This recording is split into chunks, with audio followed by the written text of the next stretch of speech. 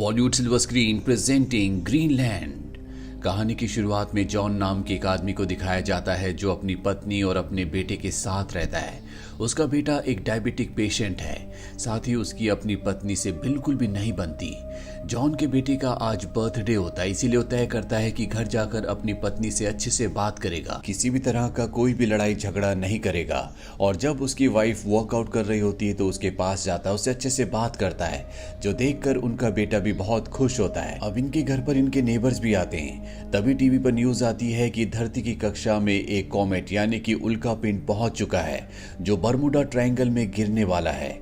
और जब वो गिरेगा तो उसकी वेव्स दूर दूर तक फैल जाएंगी। जॉन अपने घर से बाहर जाता है और तभी उसकी तरफ एक जोरदार हवा का झोंका आता है, जो उसी कॉमेट की वजह से आया होता है जो बर्मुडा ट्रायंगल के अंदर गिरा है। यह हवा का झोंका इतना तेज होता है कि जॉन को उठाकर फेंक देता है। उसके घर के खिड़की दरवाजों के शीशे भी टूट जाते हैं। जॉन के घर के अंदर जो उसके नेबर्स होते हैं वो सब के सब डर जाते हैं। वो समझ जाते हैं कि अब कोई ना कोई बड़ी विपदा आने वाली है।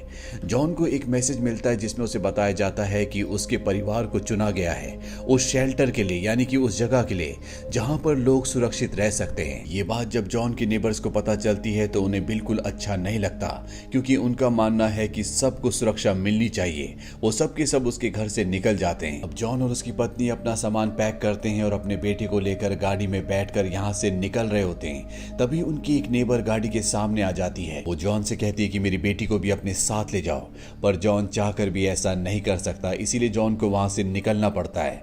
अब वो एयरपोर्ट पहुंच जाता है जहां पर बहुत सिक्योरिटी होती है, चारों तरफ आर्मी होती है और एयरपोर्ट के अंदर वही लोग आ सकते हैं जिन्हें शेल्टर के लिए यानी कि सुरक्षित जगह के लिए चुना गया है। जॉन अपने परिवार के साथ अंदर पहुंच जाता है, पर तभी उसे याद आता है कि वो अपने बेटे की डायबिटिक की दवा यानी कि इंसुलिन को गाड़ी में भूल गया है। वो अपनी पत्नी से कहता है कि तुम प्लेन में बैठो, मैं अपने बेटे की मेडिकेशन लेकर आता हूँ। वो मेडिकेशन लेने के लिए चला जाता है। वहीं जॉन की पत्नी अपने पति के बिना प्लेन में नहीं बैठना चाहती, इसीलिए वो एक आर्मी ऑफिसर से कहती है कि मेरे पति मेरे बेटे की दवा लेने के लिए गए हैं, तब तक हम यहीं पर रुकना चाहते हैं। और यहाँ पर उसकी पत्नी से एक बहुत बड़ी गलती हो गई होती है। दरअसल प्लेन में किसी भी पेशेंट को एंट्री नहीं होती, जिस वजह से आर्मी ऑफिसर उन दोनों को अपने साथ वहां से दूसरी जगह ले जाता है। वहीं जॉन को दिखाया जाता है जो मेडिकेशन लेकर एयरपोर्ट पर पहुंच जाता है, पर उसे वहां पर अपनी पत्नी और अपना बेटा नहीं मिलते, इसीलिए वो प्लेन में जाता है। पर प्लेन में चारों तरफ ढूंढने के बाद भी उसे अपनी पत्नी और अपना बेटा नहीं दिखता। जॉन को कुछ समझ में नहीं आता और तभी एक आर्मी ऑफिसर उसके हाथ में मेडिकेशन देखता है और उससे पूछता है कि ये दवा किसकी है। जॉन कहता है कि ये मेरे बेटे की है। वो बताता है किसी भी पेशेंट को प्लेन के अंदर एंट्री नहीं है। जॉन समझ जाता है कि उसकी पत्नी और उसके बेटे को प्लेन के अंदर एंट्री नहीं मिली, वो दोनों के दोनों बाहर हैं, इसीलिए वो बाहर जाना चाहता है। पर जॉन को इसकी इजाजत नहीं मिलती। उसे बताया जाता है कि प्लेन से न कोई बाहर जा सकता है और ना ही कोई अंदर आ सकता है।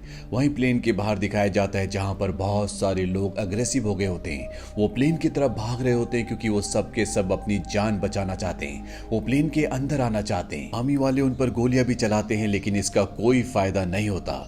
चारों तरफ भगदड़ होती है और इसी भगदड़ में एक टैंक से बहुत सारा पेट्रोल निकलना शुरू हो जाता है, जिससे यहाँ पर आग लग जाती है और एक प्लेन में ब्लास्ट हो जाता है। वहीं दूर से जॉन की पत्नी और उसका बेटा ये देख लेते हैं और उन्हें कुछ समझ नहीं आता कि जॉन जिंदा है या नहीं। सीधे जॉन की पत्नी एक पेपर पर लिखती है कि मैं अपने बेटे को लेकर अपनी मॉम के घर जा रही हूँ, और वो उस चिट को गाड़ी में चिपका कर अपनी मॉम के घर की तरफ निकल पड़ती है। वहीं जॉन को दिखाया जाता है जो गाड़ी के पास आता है, और जब वो उस चिट को देखता है तो वो समझ जाता है कि उसकी पत्नी अपनी मॉम के घर की तरफ गई है, इसीलिए वो तय करता है कि वो उन्हें लेने उसकी मॉम के घर की तरफ जाएगा। वहीं जॉन की पत्नी एक आदमी से लिफ्ट मांगती है, जो इन्हें लिफ्ट दे देता है। गाड़ी में वो पूछता है कि तुम लोग कहां से आ रहे हो। जॉन की पत्नी बताती है कि हमें शेल्टर के लिए चुना गया था, पर मेरा बेटा डायबिटिक है, इसीलिए हमें प्लेन में बैठने नहीं दिया गया।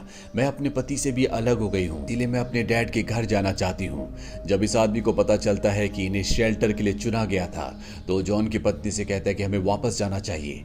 जॉन की पत्नी कहती है कि वहां पर ब्लास्ट हो गया है, हम वहां नहीं जा सकते, वैसे भी मेरा बेटा डायबिटिक है। लेकिन वो आदमी जॉन की पत्नी को जबरदस्ती गाड़ी से उतार देता है और उसके बेटे को अकेला ही लेकर वहां से निकल जाता है। वहीं जॉन को दिखाया जाता है जो अपनी पत्नी और अपने बेटे तक पहुंचना चाहता है। तभी वो देखता है कि एक और कॉमेट धरती पर गिरा है, जिससे एक बहुत बड़ा ब्लास्ट हुआ है। दरअसल धरती पर अब इसी तरह के बहुत सारे कॉमेट्स गिरने वाले हैं और एक ऐसा भी कॉमेट गिरेगा जो पूरी धरती को खत्म कर देगा। जॉन अब एक ट्रक तक पहुंचता है जो आर्मी वालों का होता है। ये ट्रक कनाडा जा रहा है और जॉन की पत्नी के पिता भी कनाडा में रहते हैं, इसीलिए वो इस ट्रक में बैठ जाता है। यहाँ पर उसे एक लड़का मिलता है जो उसे बताता है कि आर्मी वालों ने एक सेफ जगह बनाई है जिसे ग्रीनलैंड कहा जाता है, लेकिन उस जगह के लिए उन्हीं लोगों को चुना गया है जो आने वाले वक्त में दुनिया में अपना कंट्रीब्यूशन कर सकते हैं। जॉन दरअसल खुद एक आर्किटेक्ट होता है, इसीलिए उसे और उसके परिवार को चुना गया था ताकि जब सारी की सारी दुनिया खत्म हो जाए वो एक बार फिर से नई कंस्ट्रक्शन में, नई दुनिया बनाने में लोगों की मदद कर सके। दरअसल ग्रीनलैंड के लिए यानी कि शेल्टर के लिए उन्हीं लोगों को चुना गया था जिनकी आने वाले वक्त में जरूरत हो सकती है, जैसे डॉक्टर्स, इंजीनियर और वो सभी लोग जिनके अंदर दुनिया के निर्माण की कोई ना कोई कला है। अब यहाँ पर एक और आदमी को पता चल जाता है कि जॉन को शेल्टर के लिए यानी कि ग्रीनलैंड के लिए चुना गया था और उसके पास एक रिस्ट बैंड है जो कि प्लेन में यानी कि ग्रीनलैंड में जाने का पास है। वो जॉन से वो रिस्ट बैंड छीनना चाहता है। जॉन के साथ ट्रक में जो लड़का होता है वो जॉन की मदद करना चाहता है, लेकिन इसमें उसकी खुद की मृत्यु हो जाती है। जॉन किसी तरह से यहाँ से निकल जाता है। वही जॉन के बेटे को दिखाया जाता है जिसे वो आदमी जिसने जॉन की पत्नी को लिफ्ट दी थी और उसके बेटे को अगवा कर लिया था, वो अपनी पत्नी के साथ जॉन के बेटे को लेकर एयरपोर्ट पहुंच जाता है क्योंकि उसके पास वो रिस्ट बैंड है जिससे उन्हें प्लेन में बैठाया जा सकता है।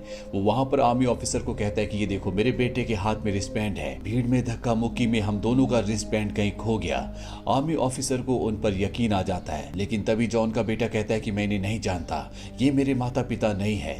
आर्मी ऑफिसर समझ जाता है और वो उनसे जॉन के बेटे को ले लेता है। वहीं जॉन की पत्नी भी उस जगह पहुंच जाती है जहां पर उसका बेटा है। उसे बताया जाता है कि उसके बेटे को इंसुलिन लगाई गई है यानी कि वो डॉक्टर के पास है। वो अपने बेटे तक पहुंच जाती है और वहां पर जो डॉक्टर होती है उनसे कहती है कि मुझे कनाडा जाना है। डॉक्टर कहते हैं कि यहाँ से एक बस जाती है, तुम उसमें जा सकती हो। जॉन की पत्नी अपने बेटे को लेकर बस से कनाडा यानी कि अपने पिता के घर की तरफ निकल पड़ती है। वहीं जॉन को दिखाया जाता है जो अपनी पत्नी के पिता के घर पर पहुंच जाता है, लेकिन वहां पर ना उसे अपनी पत्नी और ना ही अपना बेटा मिलता है, जिससे जॉन बहुत परेशान हो जाता है। पर तभी उसे उसकी पत्नी का कॉल आता है। वो बताती है कि हम कनाडा यानी कि अपने पिता के घर पहुंचने वाले हैं। जॉन गाड़ी लेकर अपनी पत्नी को लेने जाता है और अपनी पत्नी और बेटे को देखकर वो बहुत खुश होता है। जॉन अब घर आने के बाद अपनी पत्नी को बताता है कि यहाँ पर एक बहुत बड़ा कॉमेट यानी कि उल्का पिंड गिरने वाला है जिससे पूरी दुनिया खत्म हो जाएगी, लेकिन आर्मी ने पहाड़ियों पर एक ऐसी जगह बनाई है जिसे ग्रीनलैंड कहा जाता है जो कि शेल्टर है। वहां पर हम बच सकते हैं। अब हमें गाड़ी से उस तरफ निकलना पड़ेगा।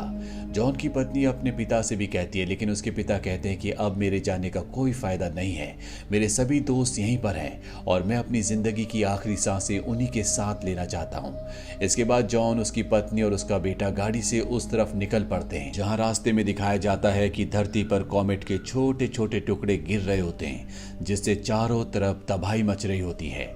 जॉन को किसी भी कीमत पर एयरपोर्ट पर टाइम पर पहुंचना होगा और उसे पहुंचते पहुंचते रात हो जाती है और जो आखिरी प्लेन ग्रीनलैंड की तरफ निकलने वाला है वो रनवे पर आ जाता है और इससे पहले कि वो टेक ऑफ करता, जॉन अपनी गाड़ी को रनवे पर प्लेन के सामने ले आता है जिससे पायलट को बाहर निकल कर आना पड़ता है। पायलट उससे कहता है कि तुम क्या करना चाहते हो? जॉन कहता है कि मुझे और मेरे परिवार को प्लेन के अंदर जगह चाहिए और वो अपने रिस्ट बैंड भी उसे दिखाता है और बताता है कि हमें भी ग्रीनलैंड के लिए चुना गया है। पायलट इन तीनों को प्लेन में बिठा लेता है और जब प्लेन आसमान की गहराइयों में होता है, जब वो ग्रीनलैंड की तरफ जा रहा होता है, तभी धरती पर सबसे बड़ा उल्का पिंड यानी कि सबसे बड़ा कॉमेट गिरता है जिसकी वेव्स इतनी भयानक होती है कि वो अपने रास्ते में आने वाली हर एक चीज को जला रही होती है। हालांकि प्लेन आसमान में बहुत ऊंचाई पर होता है, फिर भी इन सब को एक जोरदार झटका लगता है जिससे इनके प्लेन का बैलेंस बिगड़ जाता है और वो क्रैश हो जाता है। पर किस्मत सबकी बहुत अच्छी होती है, किसी की भी जान इसमें नहीं जाती। ये सब के सब प्लेन से उतरते हैं और देखते हैं कि वहां पर आर्मी का बेस है। दरअसल ये सब ग्रीनलैंड पहुंच चुके होते हैं। इन सब को पहाड़ों के अंदर जो बंकर्स बनाए गए होते हैं वहां ले जाया जाता है और इसके बाद बंकर को पूरी तरह से सील कर दिया जाता है। बहुत बहुत देर तक इन्हें बाहर से बहुत ही भयानक आवाजें आ रही होती है, पर कुछ ही देर के बाद पूरी तरह से सन्नाटा हो जाता है और ये सन्नाटा अगले 9 महीने तक रहता है। दरअसल इन्होंने बंकर के अंदर खाने पीने रहने की सारी चीजें पहले से रखी होती है। आर्मी ने यहाँ पर इतना राशन रखा होता है कि कई सालों तक यहाँ पर सरवाइव कर सकते हैं और 9 महीनों बाद इनका रेडियो सिग्नल एक बार फिर से एक्टिव हो जाता है और इन्हें समझ में आ जाता है कि बाहर का वातावरण जो पूरी तरह से जहरीला हो चुका था, जिसमें इंसान सांस नहीं ले सकता था, अब वो पहले की तरह दोबारा होना शुरू हो गया है। ये बंकर का दरवाजा खोलते हैं, देखते हैं कि सिडनी, मैक्सिको, पेरिस, शिकागो, बड़े बड़े शहर पूरी तरह से धूल में मिल चुके हैं। लेकिन इस दुनिया में सिर्फ यही लोग नहीं होते जो बचे हुए हैं। दरअसल दुनिया में बड़े बड़े देशों ने अपने अपने लोगों के लिए बंकर्स बनाए होते हैं। इसका मतलब ये है कि दुनिया में बहुत सारे लोग बचे हुए हैं जिनसे रेडियो से संपर्क कर चुके होते हैं और अब इन बचे हुए लोगों को एक बार फिर से धरती को बचाना होगा, दोबारा से बनाना होगा।